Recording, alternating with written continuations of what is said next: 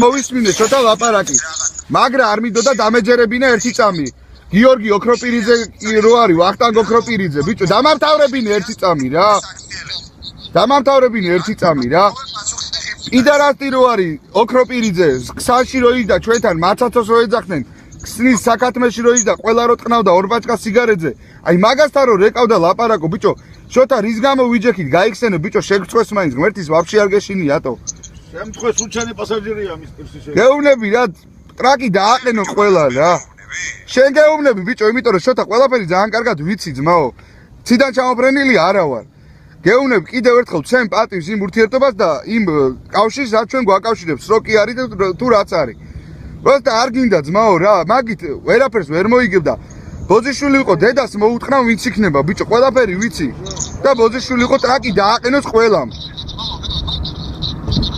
და ვიღაცა ხომერიკი ყლიშვილი მაგის სომეხი დედის მუტოლში რო შევეცი მე ქართველებს რო აგინებს მაგასთან დაკავშირებულის ყველას დედა შევეცი კიდე გულბაათას გადაეცი გულბაათას მე ვნახავ ძმაო კი არ ნერვიულობ შეჩემა ნერვები მეშლება პროსტა რომ აი ესეთი ყლეობა ხდება რის გამო ვიჯექით ბიჭო რის გამო ვიჯექით სროგზე და ვისთან რეკავდი და ვისთან რეებს ათახმებდი ბიჭო მაგრა გამიტყდა ბოზიშვილი ვიყო და არ ვიჯერებდი მაგრამ ყველა მოღალატის დედას შევეცი მე აი ბიჭო, მომისმინე ერთი წუთით, მომისმინე ერთი წამით რა. გისმენ? გისმენ? მაგას როგორ მეუბნები? რა როგორ გეუბნები? შენ აბოზვარო, შენ არისო რომ მეუბნებოდი. შენ და რატის გამო დაგიჭირე, დამიჭირესო და ხელს დაგათებთო ეხა. ადვოკატი რის გამო გამოცვალე, შენ თესლო არ გახსოვს? მართლა რა გადამაჯვი ბიჭო თავზე. შენ ყლეო, შენ რამდენჯერ სროგზე გაგიტანე, შენი დედის მუტელი მოტყან, მართლა შენი შეკრული დედას შევეცი, მე შენ აბიჭო არო ბიჭო შენ. რა გადაიჯვით ბიჭო თავზე. თქვენ დედებს მოუტყნავ ბიჭო. შენ ყიფიასაც მოგიტყნავ, შენ ტანკლიტუნგლასაც, შენ ბესოჭოლოკავასაც მოგიტყნავ.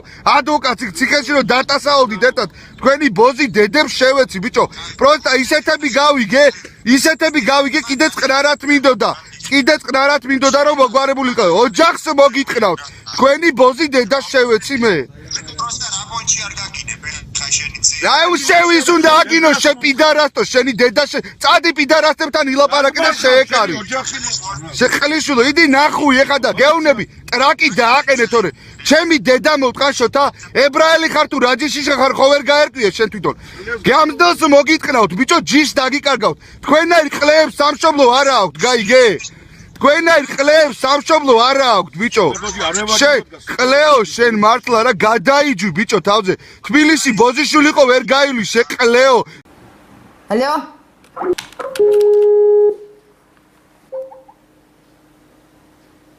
ალო ვინმე მაცაცო ასე შემდეგ არ ვაპირებდნენ აქციის გამართვას ჰომოფობიიდან ჭალებში მოკლედ მაშინ დაიდო ჩანაწერები დაახლოებით თუ გახსოვს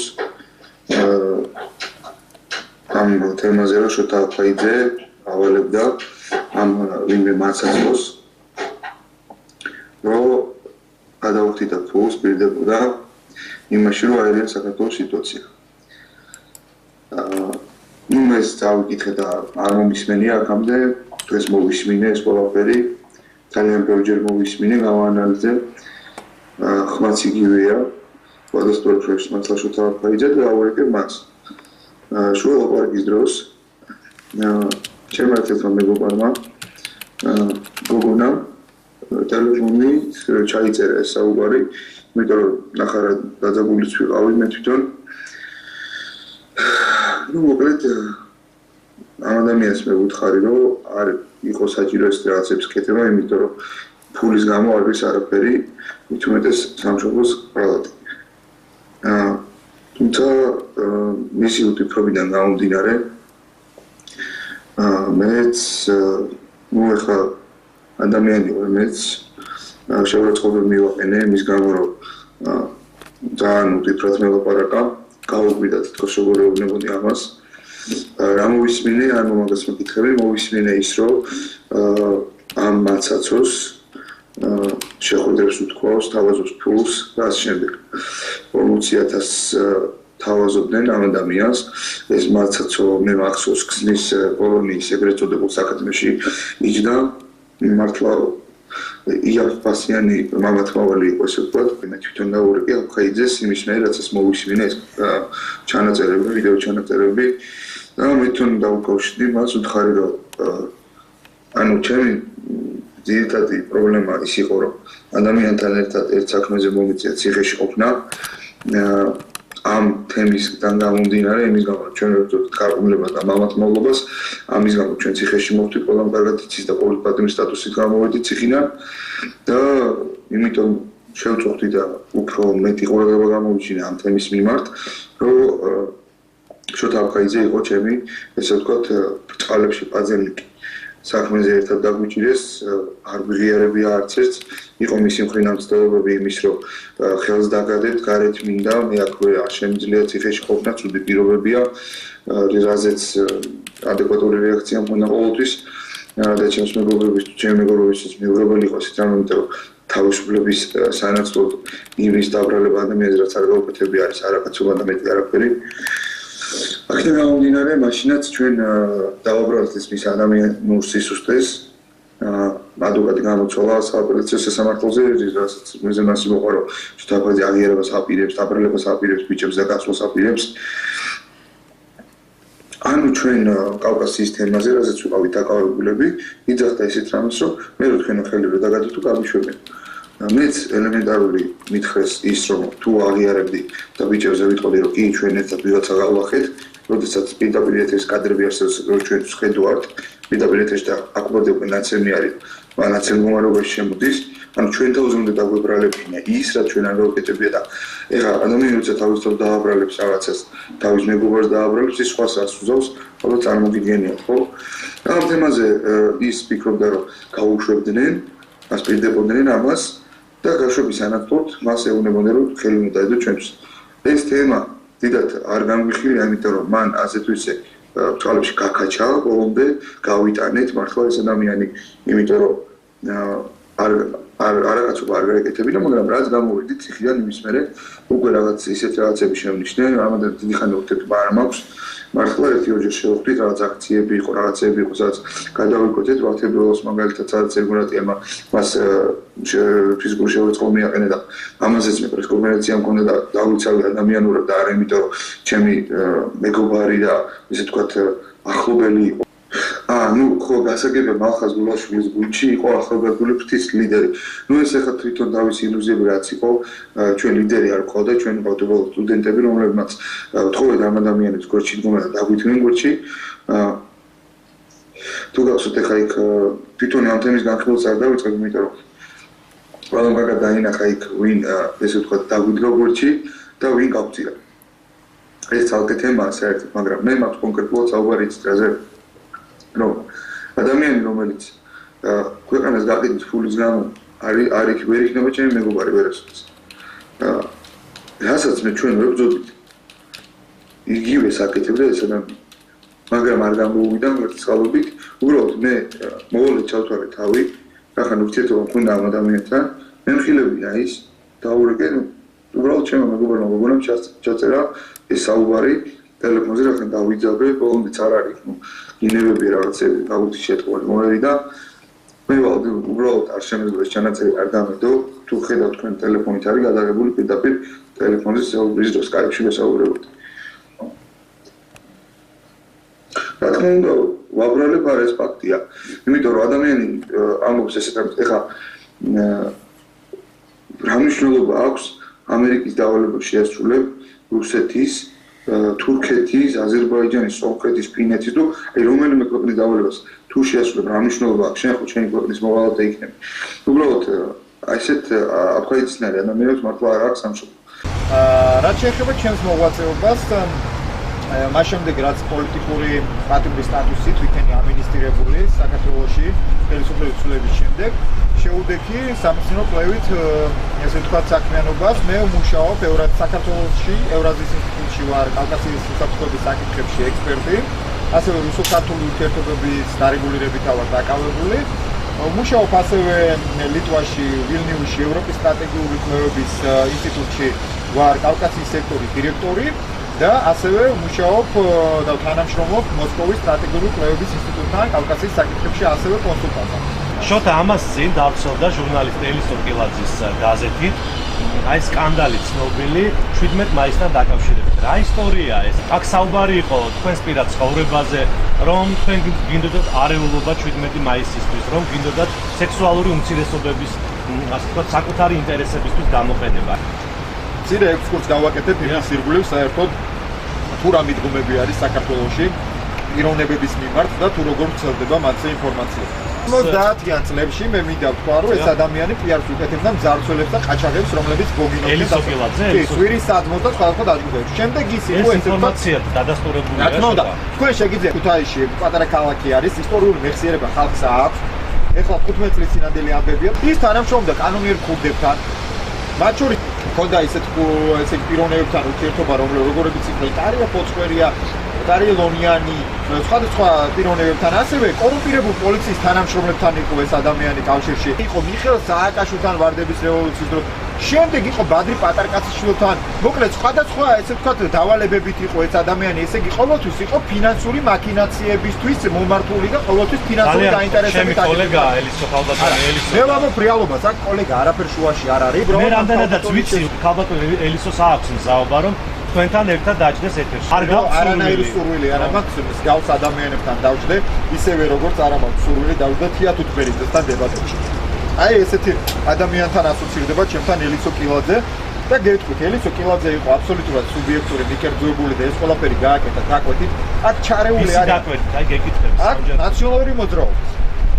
მე პირდაპირ ვიტყვი, რომ მასთან მუშაობს ესეთი პიროვნება, კუდის აგენტი, ყოფილი კუდის თანამშრომელი, ყოვლად გახსნილი და გათახსირებული პიროვნება თემურ კენკებაშვილი, რომელიც იყო ვაჟა ლილუაშვილის, ცნობილი მწამებლის და ცნობილი არაკაცის, კუდის ქვემო ქართლის სამხარეო რეგიონის სოფიში რატომ იყო თემურ კენკებაშვილი ჩვენთან მოიყვანა ირაკლი ყიფიანმა, რომელიც არის მისი ნათესავი, მისივე თქმით და თემურ კენკებაშვილი მოდიოდა ჩვენთან სხვადასხვა ესე ვთქვათ ინფორმაციებით და სხვადასხვა ჭორებით. ანუ თქვენც გჭირდებოდათ კენკებაშვილი, ამის თქმა უნდა. პირადად მე თემურ კენკებაშვილი ჩემი საქმიანობაში არაფერ შეამჭირდებოდა, იმიტომ რომ მე სამეცნიერო კვლევით საქმიანობას ვეწევი და თემურ კენკებაშვილი ჩემთვის უბრალოდ ის მოდიოდა თავისი ინიციატივით და ჩვენთან უნდა მეგობრობა, თანამშრომლობა. გელა ხვედელიძე იყო მაშინ შინაგან საქმეთა მინისტრის მოადგილე და მან მიზან მიმართულად ჩაშალა ეს შეხვედრა. რის შემდეგაც მე პრესკონფერენციაზე გავაკრიტიკე გელა ხვედელიძე.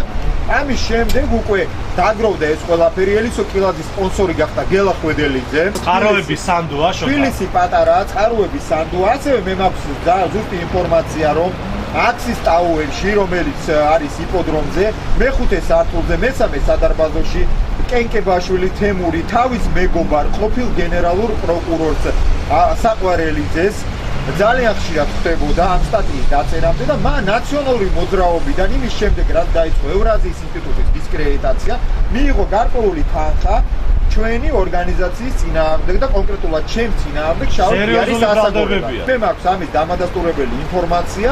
ელისო კილაძის სატელეფონზე განხორციელდა ბატონი ზაზა გაბედავასგან ზარი მოსკოვიდან და აი ეს ყველაფერი, აი ეს ადამიანებით განან ამ ყველაფრის უკან. მე მინდა ვთქვა, რომ რუსეთში მიდის დიასპორული დაპირისპირება ვლადიმერ ხომერიks და სხვადასხვა დაჯგუფებებს შორის. ზაზა გაბედავა ამ შემთხვევაში წარმოადგენს ესე ვთქვათ იმ დიასპორების მხარეს, რომელიც ებრძვიან ხომერიks. მე მინდა ასევე ვთქვა, რომ მე ხომერიks პირადად არ ვიცნობ. მე ამ პიროვნებასთან ორჯერ ვარ შეხვედრილი და არა მაქვს მე მასთან არანაირი ურთიერთობა და ის რომ ბრალდებები თითქოს მე ხომერიკისგან რაიმე ფულს ვიღებ, ან მისგან ვარ მართული. არ შეიძლება ფინანსურად არ ხარ დაკავშირებული ხომერიკს. არც ფინანსურად და არც საქმიანობით. მე ამ პიროვნებასთან არანაირი კავშირი არ გამაჩნია. ჩემი სამუშაო, როგორც უკვე აღნიშნე და რუსეთთან უკავშირდება მხოლოდ და მხოლოდ მოსკოვში, რუსეთის სტრატეგიული კვლევების ინსტიტუტი, ლეონიდ რეშეტნიკოვი და არტურ ატაევს. არანაირი ურთიერთობა მე სხვა ადამიანებთან. რუსულ სპეცსამსახურებთან გაქვს თუ არა ურთიერთობა? ძალიან ხშირად ეს თემა წამოტივტივდება ხოლმე პერიოდულად ჩვენთან მიმართებაში და ამ კითხვაზეც უნდა გაცე ჩემი აზრით პასუხი. ძალიან ბანალური შეკითხვა არის და ალბათ შენც გესმის ის რომ მე ესე იგი რუსეთში და ყველა ქვეყანაში და ყველა ქვეყანას ყავს თავისი სპეცსამსახურები. ნუ ბუნებრივია. შენ თუ ქონია გადაკვეთა.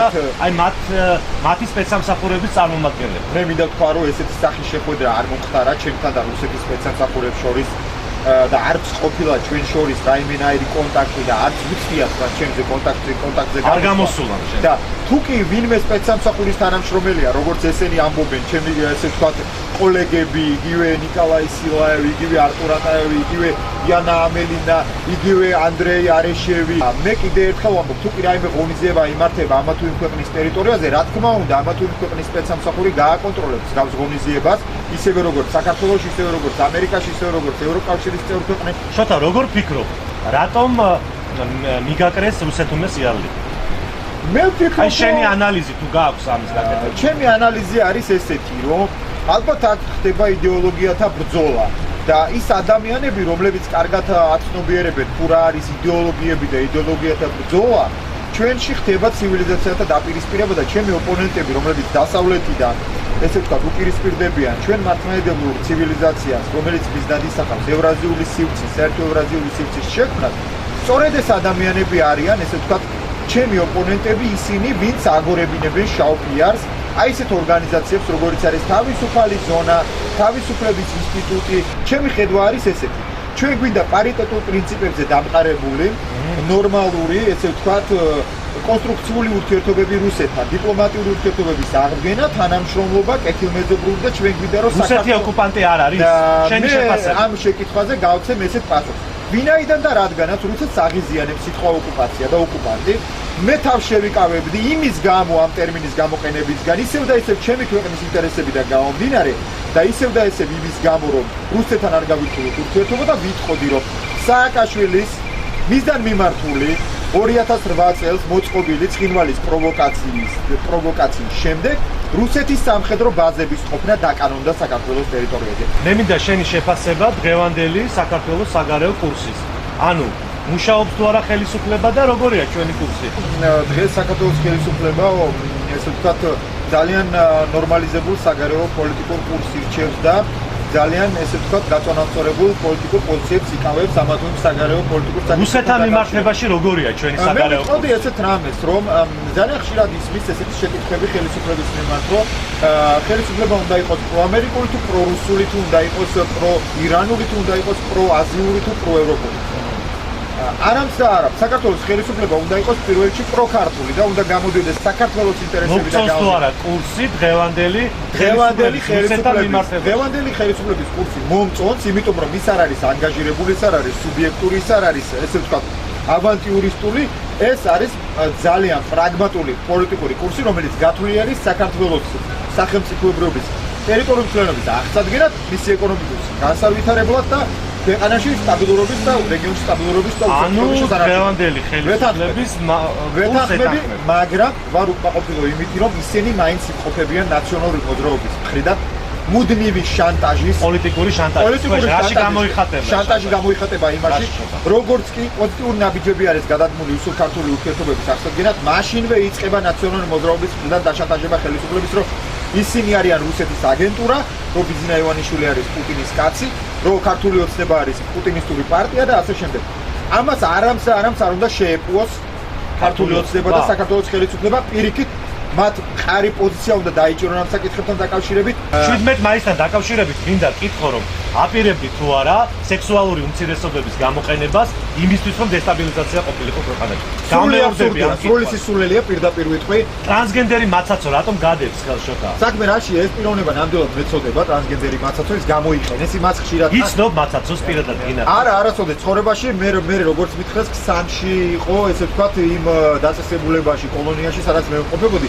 საქმე რაშია, იცით ამ პიროვნებას, ესე იგი იყენებენ ლადო ბედუკაძის წინააღმდეგ, ლევან ჩიტაძის წინააღმდეგ, ჩემ წინააღმდეგ და ლევან ჩიტაძესთან რა ისტორია? არ ვიცი, რაღაც გავსი არის ინტერნეტში შეგიძლიათ ამოიკითხოთ და სულ იყენებს ელისო კილაძე. ანუ ელისო კილაძე სარგებლობს ამ ადამიანით, საწყალი, საწოდავი ადამიანით, რომელიც მეწოდება, რადგანაც არის აი ინფიცირებული, მე ეთყობა რომ ფსიქოლოგიურადაც გაუწონასწორებელია და თავისი ცხოვრება აქვს, ამას გაუბედურებული ცხოვრება და ამას იყენებენ. მე მინდა კითხო თავისუფალ ზონაზე, მოგეცენება დაფუძნდა ორგანიზაცია თავისუფალი თაობა, რომელიც არის აი კონფრონტაციაში შესული. მათ შორის ხდება დაპირისპირებები, შეთანხმებები თქვათ პირდაპირ. აი შენი შეფასება, შენი კომენტარი. მიკვირს ის და გაკვირვებული ვარ იმითი, რომ ადამიანების გაუპატიურების, ადამიანების მკვლელობების, ადამიანების დაშანტაჟების, დარეკეტების, ადამიანების ცხოველებად გადაქცევიც, რასაც ეწეოდა სააკაშვილის რეჟიმი 10 წლის განმავლობაში. შემდეგ ეს ადამიანები ბედავენ საქართველოს ქუჩებში, თბილისის ქუჩებში დადიან და ესე თამამად კიდე ჩვენ ვლანძღავენ, თათხავენ და ჩვენზე ძალადობას ახორციელებენ. მე ეს მიკვირს, როგორ ითქვეს ამას ქართველიერი. თავისუფალი თაობა ორგანიზაცია, რომელიც ახალგან შეიქმნა. ჩემი აზრით ისინი არიან ჩვენი თანამედროვეობის გმირები. ის რაც ვერ გააკეთა ჩვენმა ხელისუფლებამ. ამ ნაწილში ჩვენი ხელისუფლება არის იმპოტენტი. მე მინდა ვთქვა, რომ ის აძლევს უფლებას ითარეშო რა ნაწილშია იმპოტენტი? აი იმ ნაწილში არის იმპოტენტი, რომ ჩვენმა ხელისუფლებამ კანონი და კანონიერება. ის ხო ოპოზიციური პარტია არასამთავრობო ორგანიზაცია კანონით ვერ გაუქმდა. რას ნიშნავს ოპოზიცია? არ მეთანხმები რომ კანონით დემოკრატიულ ქვეყანაში მომისმინეთ. მაშინ არ არის ჩრდილო კორეა. არა, მომისმინეთ ერთი წამით. მოდით თქვენ და წარმოიდგინეთ, რომ მსგავსი ორგანიზაცია ამერიკაში ან ევროპის კავშირის რომელიმე ქვეყანაში ახორციელებს ძალადობას მოქალაქეებზე. მოგვივარდნენ კინოს ჩვენებაზე, კინოს სახლში, სადაც ქონდა მე ელემენტარულ ლოგიკურ მაგალითს. ფარნაოშ კადუამ ერთ-ერთი თქვენი აქტივისტი ცემა. იყო ფილმის ჩვენება, რომელიც არანაირად კავშირში არ იყო რუსეთთან, არც ანტინატოისტური აქცია არ იყო, აქ იყო უბრალოდ საუბარი იმაზე, რომ კოსოვოში განადგურდა მართლმადიდებლური ტაძრები და ჩვენ მოძმე სერბ ხალხს უთანაგდობ, იმიტომ რომ ჩვენც აფხაზეთი და ცხინვალის რეგიონი დაკარგული გვაქვს, ამაზე გავაკეთეთ ფილმი, ხარში დაუდექით მართლმადიდებლებს, ჩვენ ძმებს მოვიდნენ ნაციონალური მოძრაობის წევრები რო გაეკეთებინათ დასავლეთის თვალში პიარი რო შემდეგ გრანტები აიღოთ და სააკაშვილის ხელისუფლებისთვის დაენახებინათ რომ თითქოს ჩვენ აქ რუსეთის აგენტურა გავძლიერდით და რაღაცებს ვაკეთებთ მოგვივარდნენ განახორციელეთ ჩვენზე ძალადობა გვიცემესა ჩვენი აქტივისტები და შემდეგ დააშანტაჟეს პოლიცია როცა ისინი დაიჭირეს რომ თუ კი იმათ დაჟიდნენ ამ შემთხვევაში ისინი რუსეთის პოლიცია და ჩვენი ხელისუფლება შეუწყობს რუსეთს ხარ შემდეგ თქვენ ნახეთ უკვე რა მოხდა ჟურნალისტი ზაზა დავითაია ცემაში მოკლეს ნაძირალმა ზონელებმა, რომლებიც არიან ყოფილი ციხის თანამშრომლები. რამდენად საფუძვლიანია ის ბრალდება, რომ თავისუფალი ზონა აპირებს სახელმწიფო გადატრიალებას. ორი სიტყვით ძალიან მოკლედ რო ძალიან მოკლედ ვიტყვი, მაგრამ ჯერ კიდე ამის შესახებ ინფორმაცია მე დავწერეთ, თქვენ შეგიძლიათ ნახოთ ჩვენ საიტზე, ეს იყო დაახლოებით ალბათ 6 თვის წინ ჩვენ ვფლობდით ინფორმაციას ამის შესახებ, რომ თავისუფალი ზონა ნამდვილად აპირებს ქვეყანაში მაიდნით გავზი პროცესების დაწყებას. მოგესალმებით, ჩვენ ვმყოფებით ქრონიკა პლუსის ოფისში, მის მთავარ რედაქტორთან ქალბატონ ელისო კილაძესთან კიდევ ერთხელ მოგესალმებით ელისო, ქალბატონ ელისო. დღეს კორესპონდენტ გიზე ჩვენ სააგენტოზე გავრცელდა შოთა აფხაზის ინტერვიუს, დაგირეკეთ ინტერვიუს გამოსვლამდე და შეგატყობინეთ, რომ აი ეს ხისტი კრიტიკა და დამოკიდებულება თქვენ და შოთა აფხაზის იყო, ხო? არ ნახე სპეციალურად, იმიტომ რომ მე მინდა რომ ექსპერიმენტად ყველა კითხვას უპასუხო და განწყობა წინ. ძალიან ძლებისყოფა ქონია რომ არ ნახეთ. არა, გაზეთს ვამთავრებდით თან და ცოტათი დაკავებული ნამდვილად ვიყავ. გასაგებია. კონკრეტული ბრალდებები რომ აი კრიმინალურ დაჯგუფებებთან კერძოდ იყო სვირის საძმო ნახსენები რომ თქვენ იყავით მათი პიარით დაკავებული. აი ამასთან დაკავშირებით თქვენი კომენტარი ქალბატონო ელისო საინტერესოა. ჯერ ერთი რამდენადაც მე ვიცი და როგორც მითხრე სოციალურ ქსელში როცა დავწერე ამის თაობაზე რომ სვირის საძმო ზესტაფონში ფუნქციონირებს და არა ქუთაისშია. ფუნქციონირებდა და არა ქუთაისში.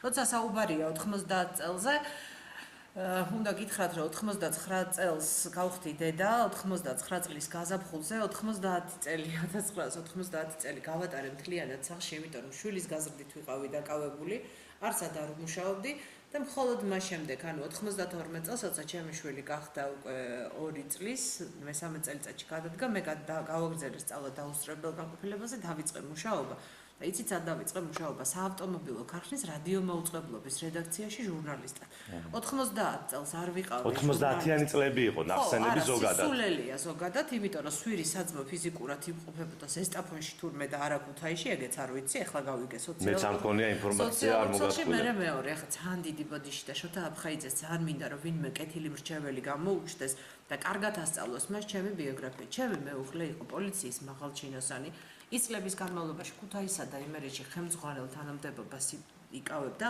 და მე ძალიან დაკავებული იყო კრიმინალებთან ბრძოლით და მათ შორის სვირის საძმოებთან, მხედრიონელებთან და ასე შემდეგ. ისევე როგორც ჩემი მეუღლის ძმა იყო იმერეთის სამხარეო პოლიციის კრიმინალური პოლიციის უფროსი და ასევე ამ საქმიანობით იყო დაკავებული ამჯერად იმერეთის მასშტაბით. თქვენ როგორ წარმოგიდგენიათ პოლიციის ორი მაღალჩინოსნის მეუღლე და რძალი სვირის საძმოს პიარით ყოფილიყო დაკავებული. ჩემს ბიოგრაფიაში არ არსებობს არც ერთი კომპრომატი, მე არ მეშინია იმისა, რომ ჩემზე რაიმე სერიოზულ ფაქტს დადებენ. ასე რომ შოთა აფხაიძეს ვურჩევ, რომ ისევ მიხედოს თავის რუსულ ევრაზიული ინსტიტუტის საქმიანობას დაკავდეს პუტინის პიარით და მისი მსახურებით. აქვე იყო საუბარი სამართალდამცავებთან თქვენს კავშირზე შოთა აფხაიძის მხრიდან, ანუ მან თქვა, რომ თქვენ, ასე იგი, კორუმპირებულ სამართალდამცავებთან იყავით გარიგებაში. აი ამაზეც საინტერესოა თქვენი პასუხი. მე მაინტერესებს, რას გულისხმობს შოთა აფხაიძე სამართალდამცავებში. თუ გულისხმობს პოლიციის მაღალჩინოსნებს პირველ ნაწილში, პირველ კითხვაზე ვთქვი, რომ ორი მაღალჩინოსანი სახლში მყავდა და კორუფციულ გარიგებაში არა ოჯახის წევრები იყვნენ, ჩემი და წარმოუდგენელია ახლა მსგავსი რამე.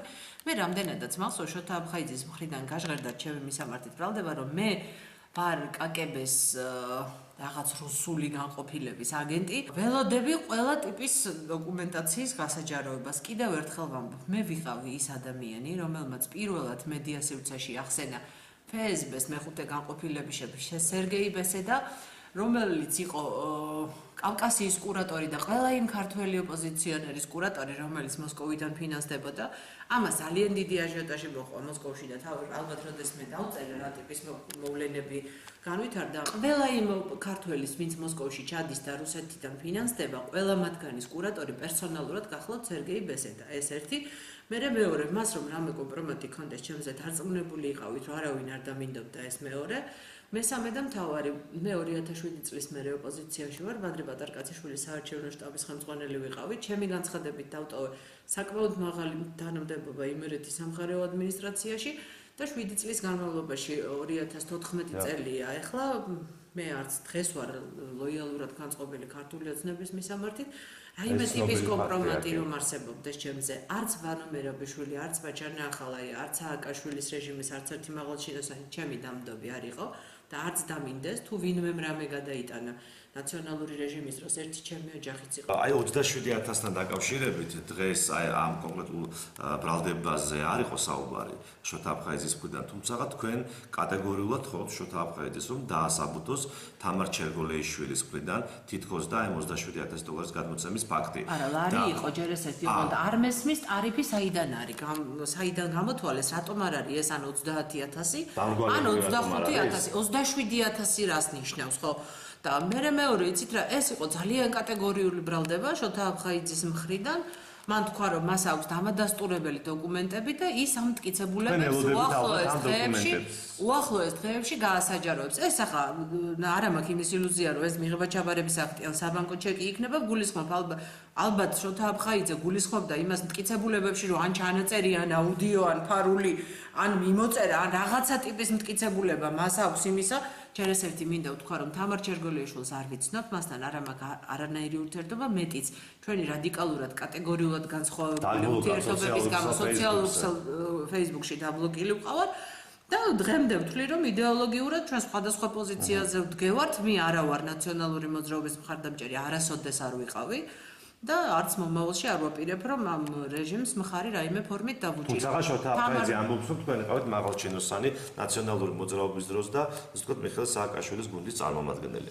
შოთა აფხაიძე სწორად ამბობს, მე იმერეთის სამხარეო ადმინისტრაციაში მეჭირა საკმაოდ მაღალი პოსტი, ვიყავი ადმინისტრაციის უფროსი. არა, პარტიის წევრი არ ყოფილვარ და მე მგონი ძალიან მარტივია ახლა ამის გარკვევა არსებობს ნაციონალური მოძრაობის წევრების სია და ბაზა და ასე შემდეგ. შოთა აფხაიძე მეგონი არიცის, რომ 2006 წლის 1 ოქტომბერს მე დავწერე განცხადება და ეს განცხადება მეც მაქვს და თუ ვიპოვე თუ არა და სამხარეო ადმინისტრაციაში ინახება, სადაც აკაკი ბობოხიძეს, რომელიც ჩემი პირადი მეგობარიც იყო და არ იყო ჩემთვის მხოლოდ იმერეთის გუბერნატორი, გადადგომის თხოვნით არ მივმართე. მე მივმართე და განცხადებაში სიტყვასით წერია, რომ მე ვტოვებ დაკავებულ თანამდებობას. აპრილის თვეში თქვენს გაზეთში დაიწერა შოთა აფხაიძის შესახებ, რომ ის 17 მაისს აპირებდა არეულობას. ეს თქვენ დადასტურებული, ანუ წყაროების სანდოა და ეს ფაქტები რეალურია? თუ კი შოთა აფხაიძე თulis, რომ ტრანსგენდერმა მაცაცო, მას დასწამა ცილი. ცილის წამების მუხლი არის სისხლის სამართლის კოდექსში.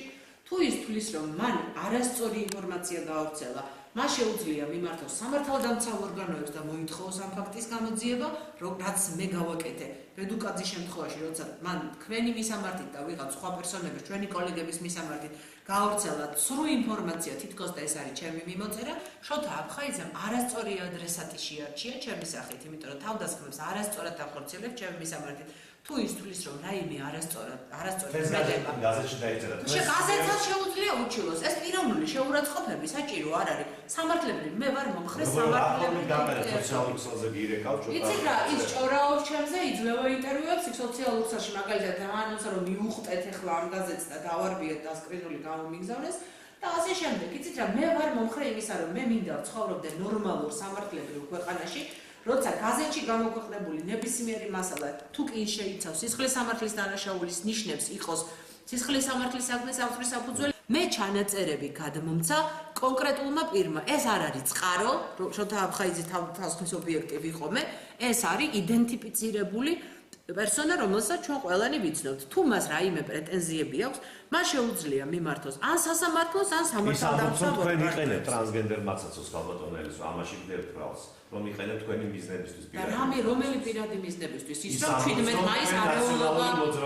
არა უკაცრავად რა თუ 17 მაისს ვინმე სამქვეყანაში არეულობა უნდა და პირველი ეს იყო ნაციონალური მოძრაობა რომელიც კიდევ ერთხელ დაასტურებდა და დაანახებდა მსოფლიოს რომ საქართველოს ყავს ხელისუფლება რომელიც ქვეყანაში სიტუაციას ვერ მართავს ნაციონალური მოძრაობის დიახ ნაციონალური მოძრაობის ამოცანა სწორედ იყო ის დაპირისპირება და პროვოკაცია რომელიც რუსთაველზე უნდა მომხდარიყო და რომელი ჩემი მიზნებისთვის ვიყენებ მე მაცაცოს დიახ ვიყენებ იმისათვის რომ არ მოხდეს პროვოკაცია დიახ ვიყენებ იმისათვის რომ ქვეყნის იმიჯი არ დაზარალდეს დიახ ვიყენებ იმისათვის თუ ამას გამოყენება ქვია რომ რუსეთმა მათთან მისგან დაფინანსებულმა არასამთავრობო ორგანიზაციებმა და ვთვლიდი და ვთვლი რომ რუსეთი ოკუპანტი ქვეყანაა და ყველა ის ფული რომელიც შემოდის რუსეთი და მათ შორის მედიაში ნაწილი ძალიან მნიშვნელოვანი და ძალიან არასწორი და უზნეო ფული